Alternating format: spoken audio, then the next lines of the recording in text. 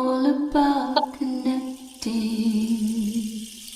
spirit to spirit healing, commune with nature, feel your body and your soul, and the secret wisdom hold, the traditional knowledge, experience each new edge of creating at the edge. Inspire your spirit to glide in endless skies. Love can truly arise, uplifting voices, outstretched arms, keeping us all from harm. Community calls in charge. Gather with nature, beauty inside. Harmony singing in the night. Walking together, hand in hand. In balance, we stand with this land. Rivers flow with ancient grace, whisper secrets in the sacred place. Footsteps blend with nature's song. Community is where we all belong. Sun and moon show our way. Fire and water invite us to play together in each new day. Many nations share insight. Stars light up the night. Youth and elders take new flight. Teaching, learning, skills and wisdom. Creating worlds to come. Integrating as we hum. Hearts beat faster as the coals glow, showing what we need to know. Feeding body, mind, spirit, and soul. Community. Gather with nature, beauty inside. Harmony singing in the night. Walking together, hand in hand. In balance, we stand with this land. Rivers flow with ancient grace, whisper secrets in the sacred place. Footsteps blend with nature's song. Community is where we all belong.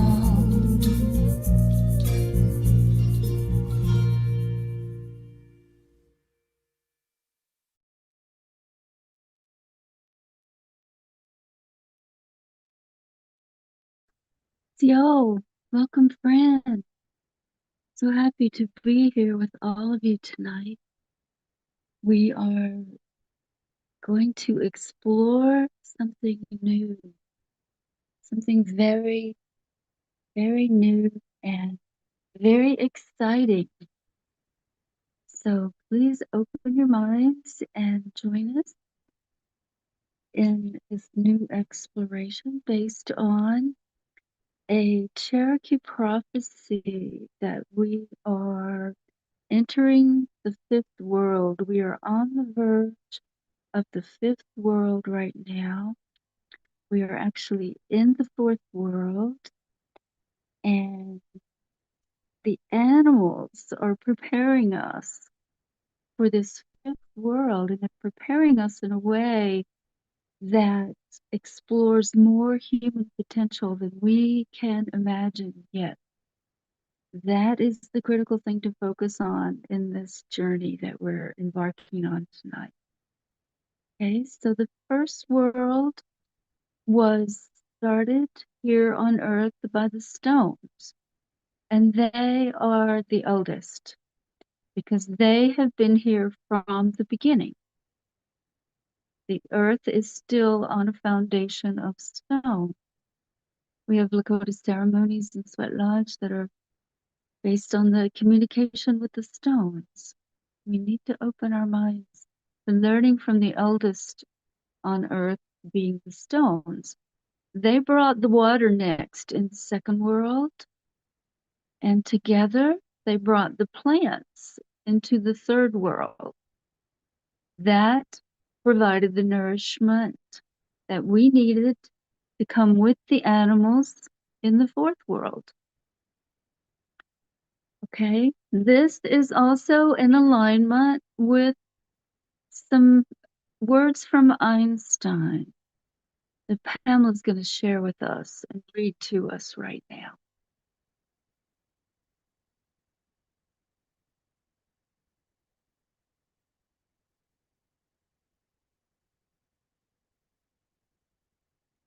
You muted, Pamela.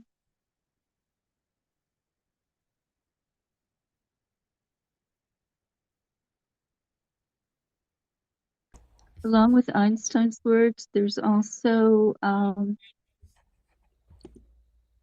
some work by Thomas Berry called The Universe Story that's supported by UNESCO. Okay, so here's what Einstein has to say about this prophecy, although I think Einstein probably didn't know this prophecy, but his findings are in alignment. So Pamela, if you're ready, will you read Einstein's words on this, please? So this is Universe Story. So it's as a teenager in Bern, that other giant scientific genius, Albert Einstein, asked himself, what would the world look like if I rode on a beam of light? From this innocent but imaginative question sprang the whole of modern physics and the best explanation yet available of the origins of our universe. Einstein sought explanations but never ceased to marvel at the wonder of the music of the spheres. For him, there was no conflict between the findings of science and the profound cosmological insights of the religions of the world. The eternally incomprehensible thing about the world, he wrote, is its comprehensibility. The universe story is the story as revealed by science from the Big Bang 13.8 billion years ago through the creation of the stars and galaxies, planet Earth, the appearance of life on Earth, and our human journey. This story not only tells us how we came to be here, it also opens us up to awe and wonder, and it gives hints and clues about our meaning and purpose on Earth. This story is inclusive. We are all part of this amazing journey. All of the atoms and molecules that make up our bodies appear with the Big Bang. And as we are all part of the living Earth, we can see ourselves as here to support each other on our journey through life. So Earth Story Walk is about this is similar to the universe story above, but is from the appearance of planet Earth through to today. I traced the journey of the Earth from its formation 4.5 billion years ago, the appearance of the first cell of life and its evolution to complex cells, and then plants, trees, and animals. We see the many transformations on the planet through catastrophes such as Snowball Earth and the blossoming of life in its many different forms. All of this gives us a sense of awe and wonder about the Earth and its living systems. I also draw meaning from the story and see how it can help to inspire us and offer hope for the future.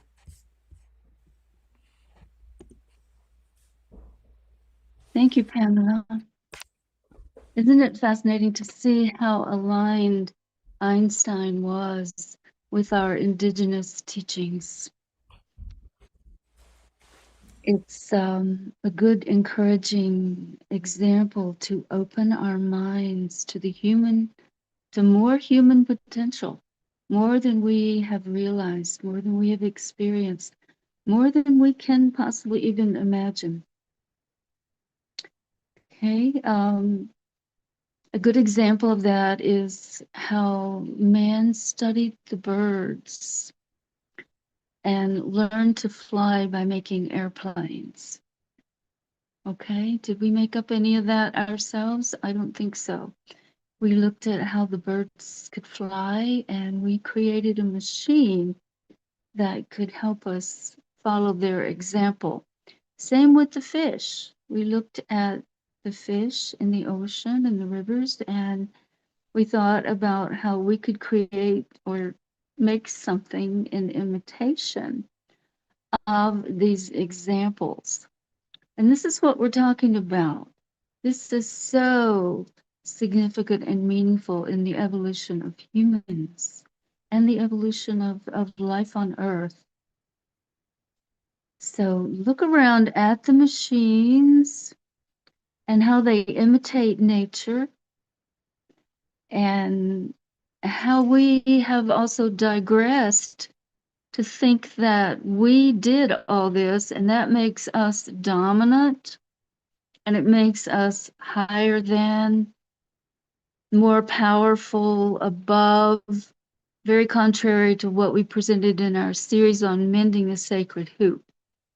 Okay, when we are all in a circle, we contribute that creation of ours to nature, to the example from the birds, from the fish, from all of nature, as it has helped us along the way, helped us survive. And then we look back at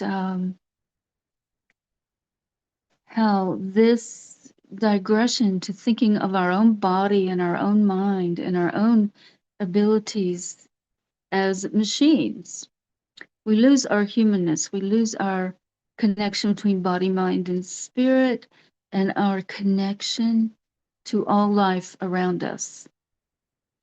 This is how the animals communicate. They don't need language. Let's get honest about how inefficient our language skills really are. And even with language, originally the indigenous people, the women would come to the gatherings that were significant and they would learn and memorize what was said so that they could pass it along. And that has proven to be much more accurate than the written words. So we think we're making progress. Let's look honestly and openly at where we are in our human understanding of progress. Does it come full circle to mend the sacred hoop, where we all communicated by being one, by knowing that we were interdependent and we could survive only if we were connected in that way? Okay, let's look at the myths that came from the indigenous people tonight. We're all bringing some of them, and let's explore those teachings as they were meant to help us return to the original wave of humans and the original instructions that we came in with. Okay, we all have ancestors there. There's yet no division, no separation. That didn't come about until colonization. Okay, so we have a tremendous potential to explore and tremendous abilities in the examples of the animals. For example, the deer know where they need to go for water. They all know together at the same time, and they simply go there. And of course, the anthropologist and the people, the scientists who studied this phenomenon attributed it to the biggest buck with the biggest horns made the decision for everyone. The human way, look at the contrast there. We need to return to the ways of connection, to the original ways, the original teachings, and the animals can help us. Not only can they help us return, but they can take us to places we've never imagined being. And that's what we want to explore. Look at the dragonfly, the butterflies, they're billions of years old. Look at things they can do that we can't even imagine doing. We we still have the ability to open our minds and learn from them. So we really need to honor them so that they can teach us, so that we can actually learn things that we've never imagined being able to do. For example, the chameleons, they teach us about being invisible in physical ways, you know? So people came up with these fabrics that we call camouflage, okay? We think that we can put on a fabric and imitate the camouflage of the animals. But in reality, we can actually wear the colors of nature in the same way that the camouflage animals do for safety when we are all connected. Okay, now I know that takes a little bit of a stretch of the imagination, but actually the myths tell us and prepare us to return to these original instructions and to open our imagination, our minds to the unimaginable and connect with the animals and learn together to survive in this way.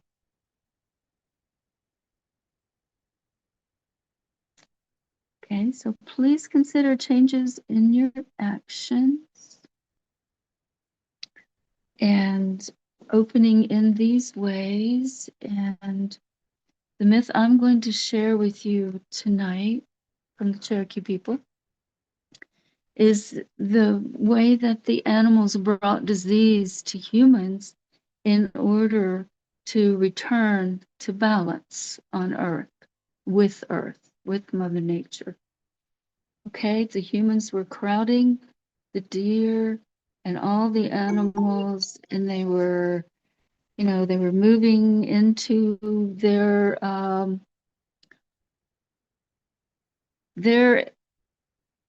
civilizations, we call them, and they are still very experimental. We went from originally being able to eat the food that was right in front of us, that nature provided for us, just like the mother archetype, just what we need, just when we needed it.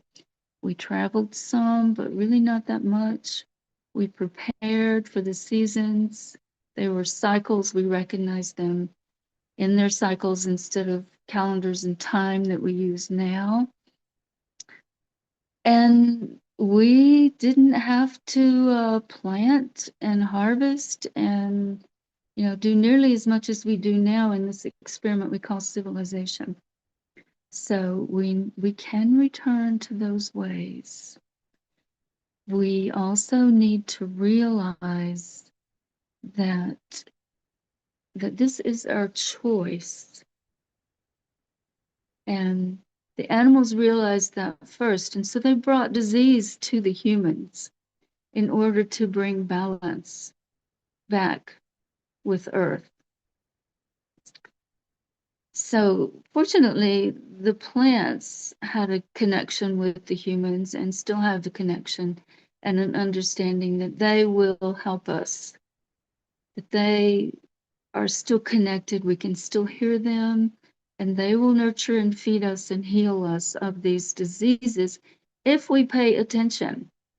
Now, I'm not convinced that what pharmaceutical companies have done with the plants is going to truly help us survive. Okay, if we can return to the wisdom of the plants in the way that they appear in my yard in abundance when I need them. They tell me, they do diagnosis. When I see them in abundance, I know that's the medicine I need. So I immediately join them. I eat them, I harvest them, I thank them. That's the important part. I offer herbs to my spirit helpers and my ancestors every morning. I use this plant medicine that I've used here tonight. I use the cedar to call to my ancestors and my helpers and thank them for all that they do. I use the original tobacco on this continent, the lobelia, called Indian tobacco, to connect me with them. And I ask that to take our request to those who can help us at our highest and best. And there are many herbs that I work with, and you can do the same. You can simply listen, ask them to come and be with you as you need them, and work with them by direct experience. So there are many ways that we can actually join in these original instructions. So tonight we're going to give you some more examples of the myths and the foundation that we all need to change, to bring our actions into these ways. And we're going to begin with our grandmothers, and then we have some community engagement we're going to share. And then we're going to go to the guys who are in our Wisdom Council to help us with these questions. Marcia, will you begin, please? We can't hear you yet. Yes, I had to unmute. Good. Well, on our journey looking through the myths and historical records of the human potential aligned with animal instincts, it just like with all the times, it becomes a journey for me to look into what that inquiry is, what it is that we're really discovering. And so I pulled a lot of books into all that intellectual rationalization. And on the journey through the books, I came across something that resonated with me. Years ago, I went up to Yosemite, and when I was there at Yosemite, they have the animals have the right of way on the road, so all the traffic has to stop on the roads for the animals. And we were at this one bridge, and the herd of buffalo were there, and they were just standing there, and cars were piling up and piling up, and people were just looking and staring at these herds, and nobody was moving. And so I got out of my car and I went out to the bridge, and you're not supposed to go close to the buffalo, but I stood there on the bridge and made this sound and called them to come this way. Somehow just I made a sound and it moved. They started coming in this direction. So I got in my car. So while I was looking through this, what are animals teaching us? I came across some stories of the buffalo and how the killing of buffalo and the killing of animals for for sustenance of life, to bring life, and the perspective that there's a master mover of the herd that brings them to be killed for the sustenance. And that in our culture, we kind of look at the killing of animals and the eating of meat, and there's this idea that somehow that's wrong or that's bad. And in the culture of this story that I saw, there was like a knowing that that herd came that direction, and the knowing that there was a covenant between the animals and the people for the life of both, actually.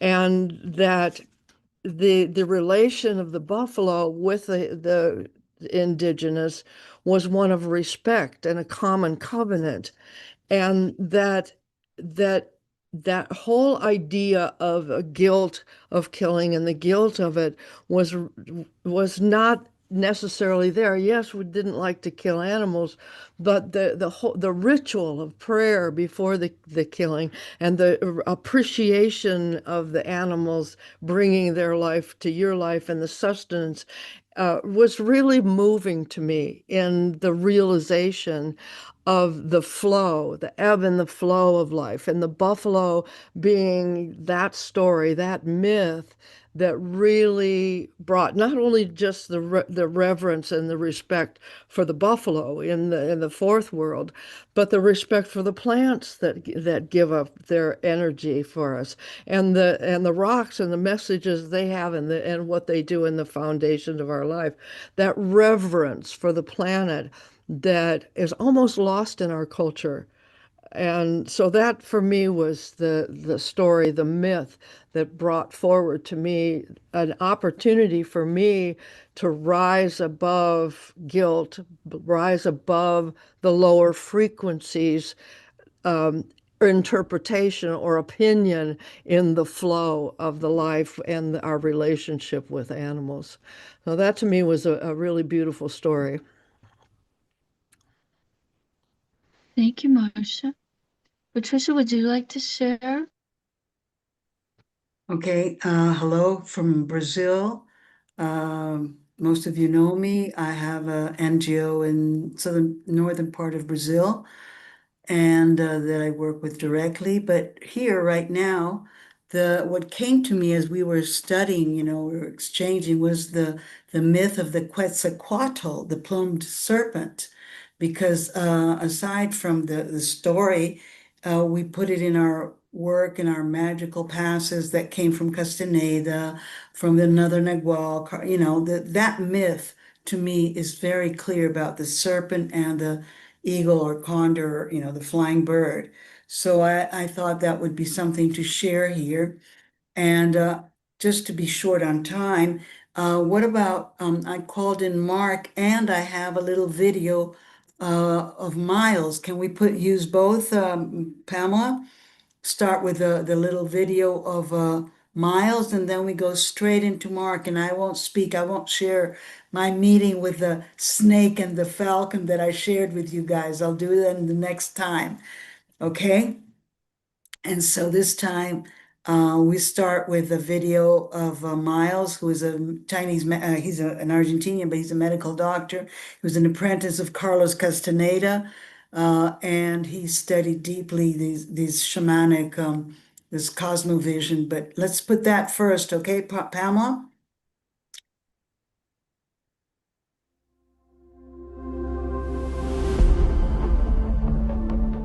So Quetzal is the name of a, very colorful, uh, typical of the Mesoamerican jungle bird, right? It's a bird, the Quetzal bird. So the feathers are gorgeous. All the kings in Mesoamerica were in their crowns. They had Quetzal feathers and so forth. So it's a symbol of royalness and beauty and this bird, right? So the best of a bird, right?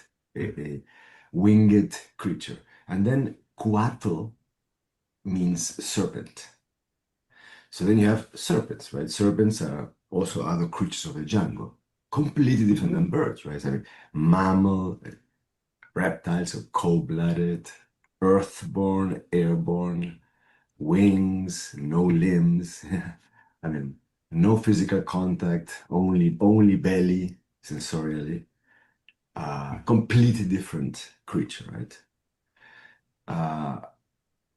And so the mythology is two dissimilar, distinct polarities of different beings, with all what that implies also metaphorically, differences coming together and then merging, transforming, and then emerging as a new life, which is a being that has both a serpent but has wings. And so it becomes a plumed serpent. So it's a myth of becoming, right? Something, and also is a cyclic thing. Because then when that is born, then it dies, and then it comes back, and so it's the cyclic nature of existence is the capacity to bridge differences is the viewpoint that something dies, but then inherently will lead for the way for something new to be born after from that death, right? And that which can be born has the potential of being more than the sum of the individual parts, because a plumed serpent incorporates all the traits of each one, but at the same time. So imagine if I'm a being with wings that I can transport everywhere and see panoramically, but I retain I can feel the air with my belly. I can just take in the sun, and I mean, in other words, I can have some elements of my serpent as I'm flying, and vice versa. So it becomes more than that, just the parts. So it's a very and it's a representation also in the stars. So there's a journey of the plumed serpent in life and in the stars. I mean, the journey in the mythology in the stars, it starts in Orion, and then it goes to the Pleiades. So there's a whole journey, and then there's like there's also like the idea that there's the plumed serpent as a representation incorporates all of the journey in itself. So the tail is the origin, the peak is the destination, and the wings, the kind of the paths of life that you take on your way from where you come from to where you're going, right? So we're all going to the Pleiades, we're going to that place of in the stars. So we come from the stars and we come back to the stars. So there's also like a journey happening, out there in the universe. So it's a big mythology. It's the most important one in the entire Mesoamerica. All the peoples of the Mesoamerica, yeah. But it also exists in its essence, represented in many other cultures in the world, like the Japanese have it in Africa also. So, but it's a distinct Mesoamerican thing. But there's something I want to talk about today is that it's not just a mythology in Mesoamerica. It has a capacity also to be a real human experience.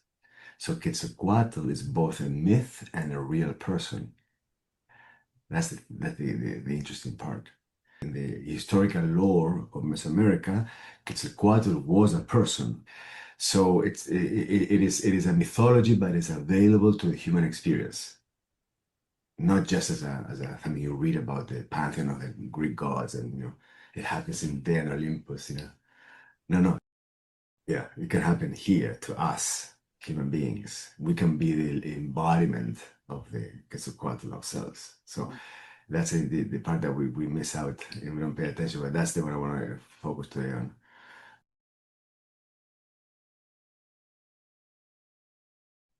Thank you. Thank you for showing that little piece.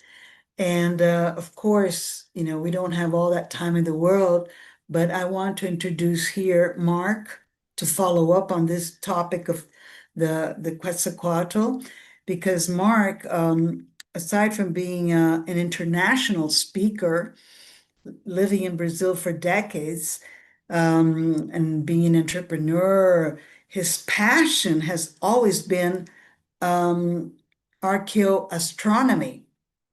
And he fell in love with the Mayan culture around 2000, and then he just dove deeply into that, even being Guatemalan, just being called to give talks on this path about this immersion of the Mayan cosmovision.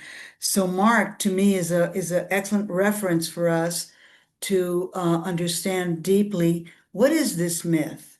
What does the Mayan cosmovision say about this? So Mark, I'm going to hand over the baton to you, okay? No, you're muted. You're muted. Yeah. 1 second. Gail, can you co-host me so I can Yes, share screen? sure. Yeah, you can already share screen. Oh, I I don't can? need to co-host. Yeah. Okay. I think I send it, okay. There we go. I'm sharing screen. So I had a very rapid debriefing this afternoon while we had lunch and was called in at the last moment. So I didn't have a lot of time to develop this, but I did have some stuff in my files that I could draw from. And the first thing I was saying to Pat is in Chinese culture, we have the animals are extremely present, extremely present.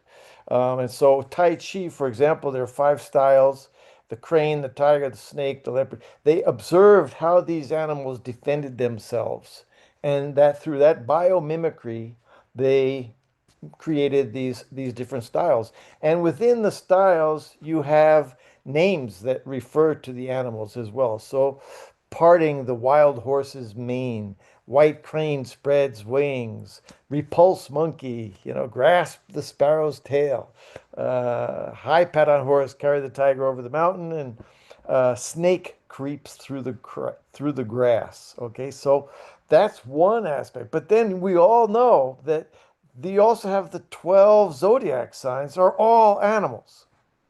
So the animal really is like the totem pole of our inner knowledge.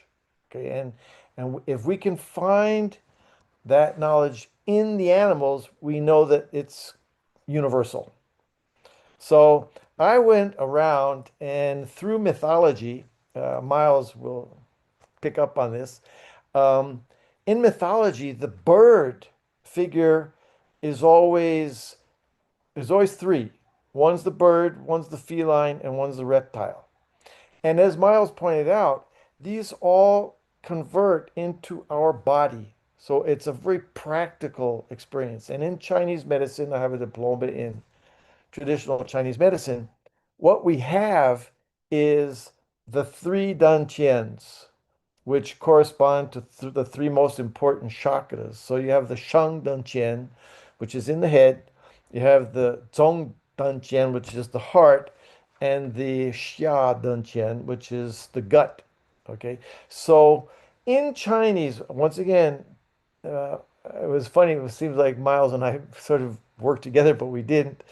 Uh, the micro in Chinese medicine, there are two levels to everything. Like he said, the person and the sky. That's why I was so fascinated by archaeoastronomy, because that's the ground, the blueprint of mythology is astronomy, essentially. Um, and so in Chinese medicine, they have two circulations. The Renmai Dumai is the upward moving yang energy, and the renmai, sorry, is the downward moving yin energy. So this happens in our bodies, and the trick is to imitate what happens in the heavens. So they consider the macro circulation to be the sun and the earth. So the head would be the equivalent of the sun, the earth would be the equivalent of the gut. That energy has to circulate. What's happening in our society is that energy is not circulating. Um, so when we look at Quetzalcoatl, okay, I went there to Chichen Itza, saw the ball court, even went to all the other most of the other places, archaeological sites in the Americas.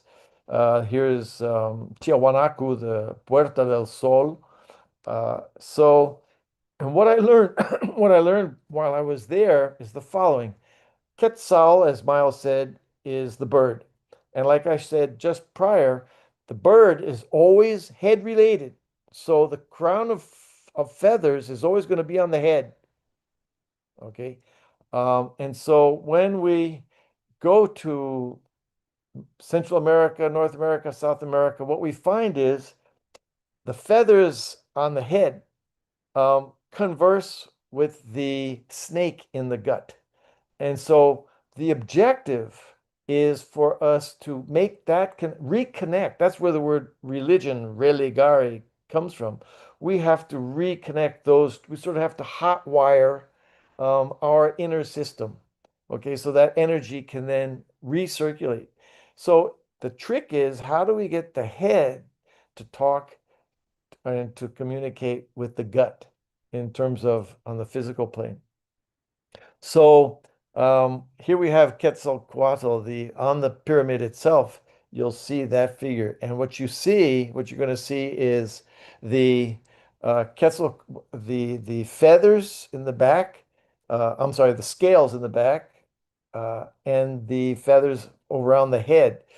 And Quetzalcoatl, in their mythology, left to the east and said he would return. So um, when Cortez showed up, they thought it was Quetzalcoatl, and that's what led them to allow him to come into the country. Unfortunately, if we study archaeoastronomy and precession, we'll discover that Quetzalcoatl also refers to a constellation. And that constellation did leave to the east, but it's not going to come back from the east. It's going to appear on the west as precession drags it around. Okay. Now, once again, going into the astronomical version, Viracocha from the Andes. Viracocha means he who walks on the foam. And many think that, like Quetzalcoatl, he left on the ocean foam, but that's not my interpretation. My interpretation is the foam of the Milky Way. So Viracocha is walking in the sky on the foam of the Milky Way. So this is Quetzalcoatl, and here are his scales, and here are his feathers. So the two have been united, and he is the, what would say, the role model that we should pursue, is to bring those two aspects of our being together. So, Patty, thank you for inviting me. Thank you all for listening. And And something you mentioned to me was that the jaguar was in between, that we hadn't yes, thought about, the as I jaguar have, as in the I've heart. in the heart, in mythology, the bird is always the head, the heart is always a feline, and the gut is always a reptile throughout the Yeah. world. And so when I saw Quetzalcoatl only feathered, only bird and snake, I said, wait a minute, we're missing somebody here. Where's the feline? And so I did my homework. I looked and looked and looked, and one day I had a tremendous insight, and I did the following. I took the jaguar and I superimposed the jaguar on Quetzalcoatl, and you will see here that what we have is the head of a jaguar. Hmm. And Well, so essentially they do show that when the bird and the serpent come together, the feline will be the byproduct. And also mhm. the Mexican flag, you have the bird holding the serpent, the union of the two. Thank you, Mark. Thank you, Thank you. thank you. Thank Okay. you all. Okay. Back Yeah. to Gail. Thank you. Thank you, Patricia, for sharing your friend with us. And we look forward to some good conversations in between now and the next section of our series, which is going to be sharing more experiences. So I'm really glad to have this contribution from Mark in those discussions. And you can see how much more interesting we get.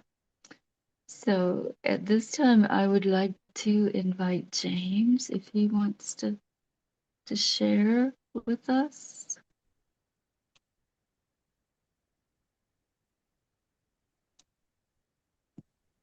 Well, I don't know what I can share. Did you already share the video that we did? No, we were going to give you the choice if you want us to share your video or if you just want to talk. It's up to you. We're good with both. I'd say probably just do the video. Okay, that's great. Yeah, Yeah, James it's been a prepared. rough week. I understand. Yeah, James Yeah. prepared us ahead. So, Pamela, if you have that video handy and we can see what James said in preparation.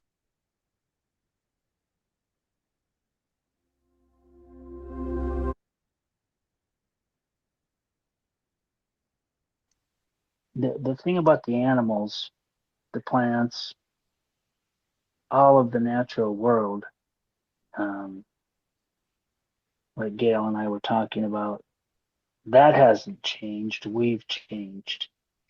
We've become separate from it, detached from it. That never changes. And I think that's part of, I'm gathering that's part of what this group is trying to figure out too, is ways to get back to the tools, things that we can do to help ourselves and to help other people get back to that. We talked about, even if we can't come up with tools, can't come up with specific ways, I think in the things that we're doing every day, this group, other groups, even if we don't realize it, I believe that it is having an impact, a positive impact, uh, that it is slowly but surely turning things around, bringing people back to recognizing that we're not separate from or disconnected from anything, from the animals, from source, anything like that. We talked about the myths too. That I guess it's science that calls them myths because they're not really myths; they're facts. It's all based in truth. Um, again, our separateness, our being detached from that, has made us look at it from a place of disbelief, that we can't believe that those things exist, that it's possible, but it is possible. The things, the animals, the plants, they don't have a problem staying in balance. They don't have a problem communicating with each other. They don't have a problem being aware of impending storms or anything like that. They know because they're still connected. They still speak the same original true language, the language of the heart. And the more we get back to that, the more we will be able to be aware, be in tune with the natural world, be in tune with the things around us, people. Um, Myself, it was always about literally staying connected to the natural world. If you don't allow that connection to break, then it's much easier to stay connected and to hear source, or whatever you want to call it, from your heart. But as soon as you break that connection, it's you're not going to be able to hear it. You're not going to be able to hear it. And how we get people to reconnect with nature, that's a good question. Um, Gail and I talked about, even in the little things in our everyday interactions, we must be having a bigger impact than we think. Uh,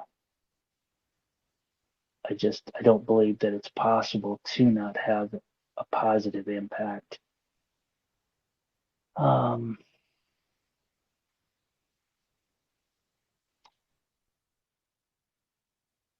yeah, just every day in every little thing that we can do, every truth that we speak, believe that we are having an impact. I think to me, it seems even more so that even groups like this, there's more people talking about things like this that, not that long ago, you didn't hear people talking about, maybe even in the people that you work with. Believe it or not, I do hear railroaders say things that, from time to time that really surprises me that it even crosses their minds. So I sometimes am pleasantly surprised that maybe they're not as ignorant as I think they are. Um, so to me, those are positive signs that there is a change occurring. And we did talk too about the fact that because the darkness is fighting back so hard that it wouldn't be fighting back so hard if we weren't making progress in these areas. So it does seem to me that we are making progress. Um, Sometimes I think, if more people could only feel what it feels like to feel that connection and how good it feels, they would never want to live any other way. Um, they would never want to go back to that. They would wonder how they ever survived living that way. But um, it's not easy. I don't know if there's any one specific path to get people to reconnect with the animals and things. Um, but I think each of us in our own way is doing that, and it is having an impact. It is making a difference. Um, I think that's why these subjects are so tough too, because the answers um, kind of they do seem difficult. There is it's not a black and white solution. Okay, if we do this, then this. I think all of the things that we do has an impact. So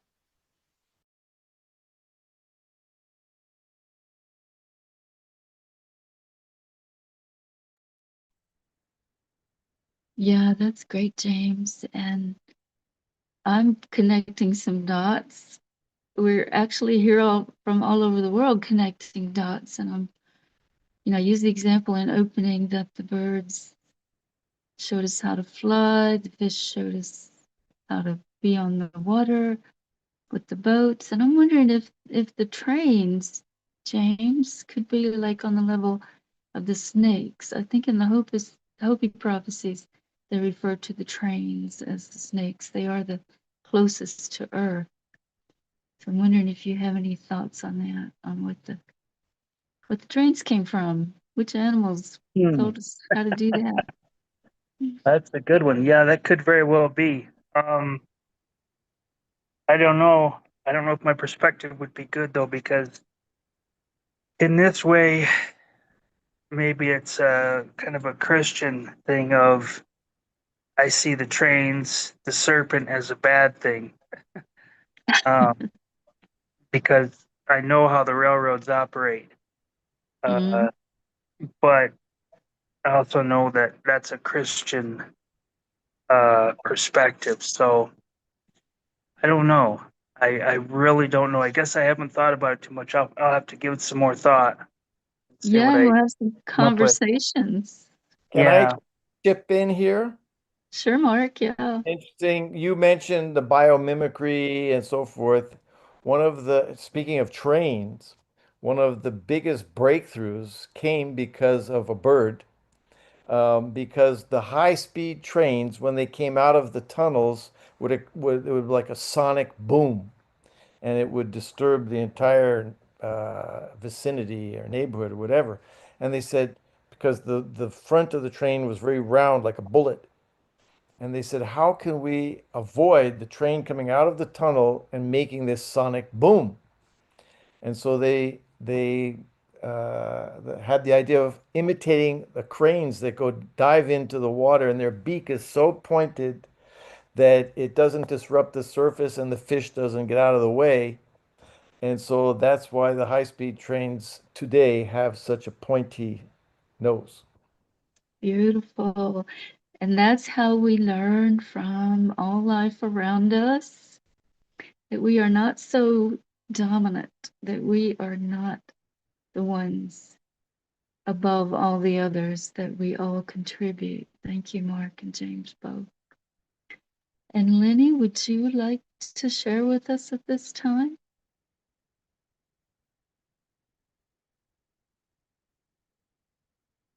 Can you unmute? We can't hear you. Now we can. There you go. All right. Well, everyone, welcome. I'm going to share a little about Nijiki, which is for turtle. And I chose turtle because turtle is it's in a lot of our basic philosophies, as James would say, myths, but they're not really myths. They're a retelling of their history, the history that's been foretold, that's been passed down for generations and generations. It's in different cultures. Turtle is one of the oldest beings. He's like an elder in a way. He's one of the first animals on the earth. And in the Hindu, he actually holds up 4 elephants, and the 4 elements represent the 4 directions. But the one thing through these mythologies, or what I call oral histories, is the resetting of the balance. The turtle is there to hold things up. It's there to support. And that's where the turtle comes in. And at each time where the turtle comes in, then the Hindu, there was the devas and the demons fighting, and they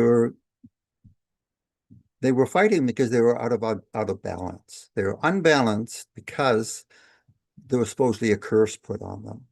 So they were told by Vishnu to go and stir up the ocean of milk, as they would say, the cosmic ocean, to stir it up. So they started stirring it up, and they used the mount to do it. But the mountain didn't have any support. So all of a sudden, all the land, all the earth, everything started drowning. So you had this big catastrophe. You had the oceans flooding. You had the different things. So Vishnu took the form of a turtle and went down and supported the mountain and the earth and the land. And that's how he brought it up. And that became the pillars, and upon those pillars were the 4 elephants. And some of the mythology or the Hinduism actually has the serpent that Mark and Patricia have been talking about, even below supporting that. So it takes all those elements that have been talked about tonight. And there's the turtle supporting it. And the other things that the Hindus say about the turtle, and one of the qualities that they recognize in it, is the turtle can take its arms and its legs and withdraw into its shell, just as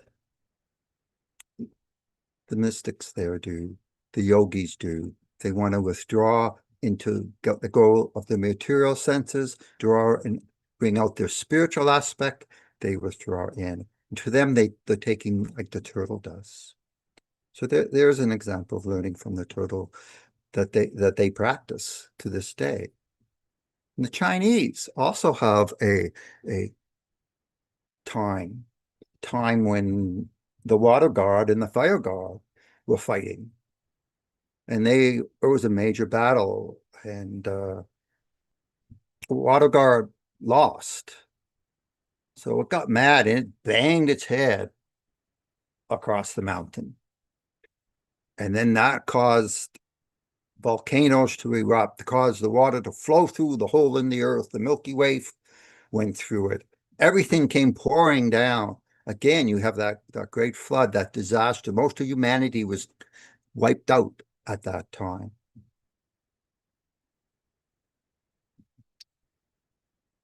So what happened? God took the legs, broke the legs off a great big sea turtle and put them underneath the land and supported all the land, supported the earth. And that became the 4 pillars of the land of China. And to this day, you can see it reflected. If you look, well, all the legs weren't the same height. Some of them were a little twisted. So what happened is all the land points to the southeast. All the main rivers in China flow from the western mountains down the south to the sea. In the northwest, of course, it's tilted up, so you see the heavens and the stars. And as Mark was pointing out, in Chinese philosophy and Chinese heavens, they're all the animals. The animals are all up there. And it's all to do with the turtle legs not all being the same height. The turtle holding everything up. Turtle's a long creature, and so in Chinese, you will see longevity. You'll see the patience and the quietness. You'll see that all that go through the Chinese. And as Mark was also saying, in the medicines. So there you have again, the turtle is the foundation of the earth. It's the foundation that China walks upon, that holds up India, that holds up all the earth. In the First Nation philosophy, you also have the turtle. You have a time there when the earth was flooded. Again, in the Anishinaabe retelling of their history, there was a time when brother and brother were fighting against each other. The land was unbalanced again. The people were unbalanced. They were stealing from each other. They were warring each other. Everything was unbalanced. And what we call the great creator, or the great mystery, not the great creator, the great mystery they call him, said, this is not good. This is not what I want. So a great flood took over the land. And there was just a few survivors. One of them, Abo, was floating on a big log, and he had some animals with him. There was the loon, and the beaver, turtle was there, muskrat was there. And he invited them, come stay on my log with me. Don't drown, come here, come to my log. And he said, if I had some land, if I had a little bit of something, I could create the land again. I could make it, give us a place to live and be on. We can bring that balance back to the earth. There was the animals. So the animals said, well, yes, we want that balance. We want it like it was, like it used to be in the old days before the humans got all out of balance and didn't know what they were doing. So Loon, being a good diver, he dives down, goes really deep, comes back up and says, no, I couldn't make it. I just couldn't go far enough. And then Beaver says, well, I'm strong. I can do it. So Beaver goes down, and he's gone a long, long time, and he's down, down, down, but he comes back up barely alive, and he couldn't do it either. Then this little muskrat says, oh, I can do it. And the animals laugh and say, no, you're too small. You can't do it. And they're carrying on and they're quarreling. How can we get the land back? How can we do this? Muskrat is gone. Where'd he go? Long time passed, and he came floating up, and the seabirds went to help him and to support him, but he was passed on. He had drowned. But in his hand, was a pile of mud, the earth. So Navarro took that, and Turtle says, "You can put it on my shell. I'll hold it up so it doesn't get washed to the sea." And he put it on Turtle's back. And it grew, because Navarro had that power to do that. And it grew and grew. And today, that's called Turtle Island, that we all live on, North America. It all comes through. So it's there in the histories, not myths, in the histories of how the turtle supports us. And why? Because the animals are always there in balance. It's the animals that bring that balance back. What was warring? It was the gods, the humans. They were out of balance. Much like right now, in our times, we're out of balance. And that is why we are holding this now. And we're having this series, because we need to come back in balance with those animals. Because what's the word? Well, I have another story, but I think our time is moving on. I'm going to shade that for later on in our series. And it's actually about the blanding turtle. And the very words in the blanding turtle. Language is important. Language makes us perceive. Most of the Mi'kmaq language that I've been taught all comes from the animals and the plants. It's a representation of their observation. And that is how important it is. They see through the animal's eyes. They see by the animal's behavior. They feel by the animals and the plants and the stone people, the sun. That is how they perceive the world. That's what we've forgotten. So hopefully this series will help us to remember how to come back and do that. Thank you. Thank you, Lenny. Michael, would you like to wrap us up quickly at this time? Always such hard acts to follow, but I get to listen and understand how all these things really weave together. It's really amazing. So we're talking a lot about mythology, which we've explored today isn't necessarily something that was fabricated or made up, but a lot of times these mythologies are based really in truth and reality and human experience. So they're great stories, they're great teachings that have survived through the ages. So for the animal I felt guided to, which possibly isn't an animal at all, is Sasquatch. And I chose Sasquatch for a number of reasons, because it embodied the union of nature and the wild, along with elements that people identify as human. So I got to kind of dive in to do some research and a little bit of a refresher just to understand. Now, I will say in my life, I've had personal experiences both in Mount Shasta, California, and also in Big Sur, which is very interesting because that area, they said at one point, was the eastern coast of it's the west coast, but an eastern coast of a very ancient culture, possibly called Lemuria or Mu. There's different names, different concepts.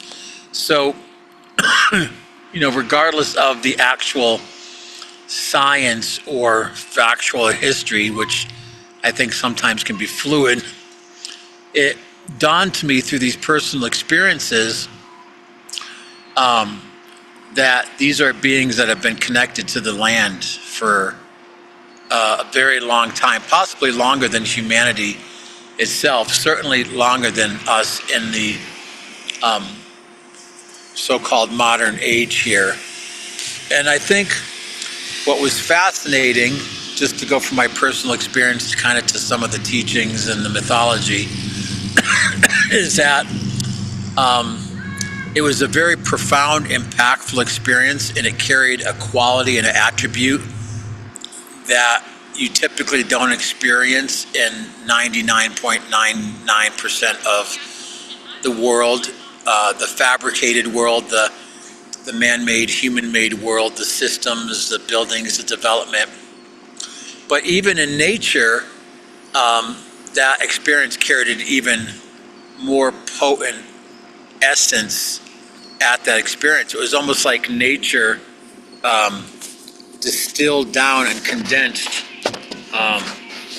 into an actual being. So I did like what was spoken earlier about biomimicry, because I try to look at nature and its intelligence as a teacher and see the wisdom behind it. We talk a little bit about birds and air flight like you were talking about, and aquatic animals, and how humans have kind of fabricated and fashioned things after nature's grand design. So I think that speaks volumes about,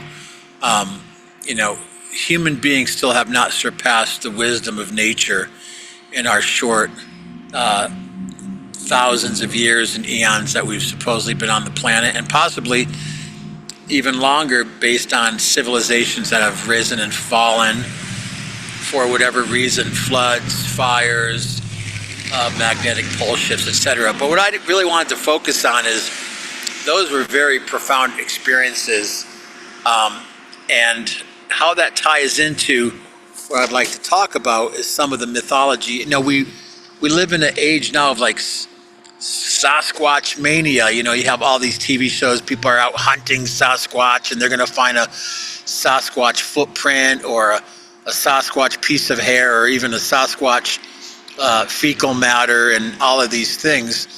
So it's obviously the whole idea of Sasquatch, or what they might call in Asia the Yeti. They also call it the skunk ape in the southern part of North America.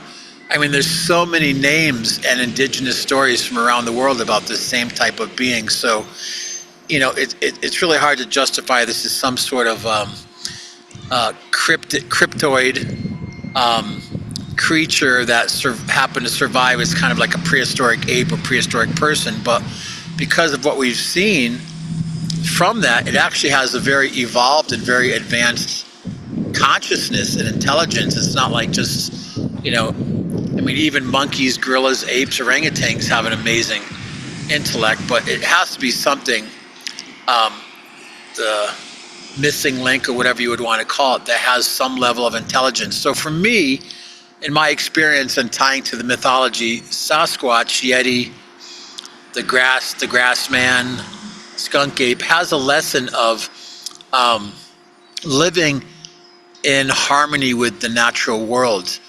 And it's always amazing, because whenever I've seen people have an experience, they get really quiet and they listen.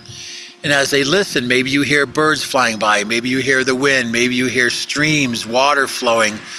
There's all these things that that experience kind of tunes you into, that you might not experience or be conscious or aware of, because so many of us just live in the monkey mind, always thinking and jumping around from thought to thought, and babbling and talking and blah blah blah, and just taking up a lot of the space. That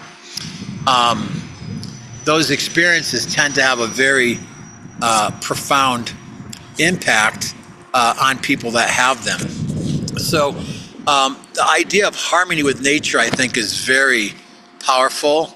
I also think the idea of, again, speaking from my own experience, I'm not saying I'm a professional Sasquatchologist. I have had direct experiences, but the idea of like a deeper level of compassion and presence, awareness and understanding that this was a sentient being, and somehow just through its presence was kind of communicating something, like you were talking about earlier, beyond language and beyond words. It was almost on like an energetic,